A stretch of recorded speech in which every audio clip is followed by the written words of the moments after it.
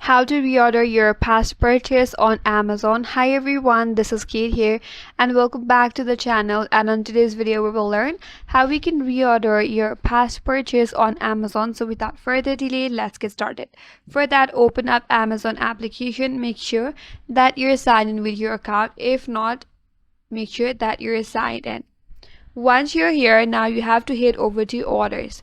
For that, tap on the profile icon from the menu bar at the bottom. Once you're under your profile, head over to orders. So tap on see all orders.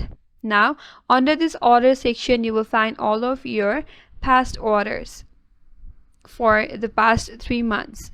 Here, you have to browse your order history, or you could also use the search bar at the top to search for your order. Once you find the items that you want to reorder, then you have to tap on it and then head over to buy it again or view order details if you find the option. Once done, tap on buy again and then you have to proceed to checkout as usual. So that's the way to reorder your past purchase on Amazon application. And that's all for today's video. Hope this video was helpful, and if you're new to our channel, consider subscribing. Thanks for watching and stay tuned for more videos.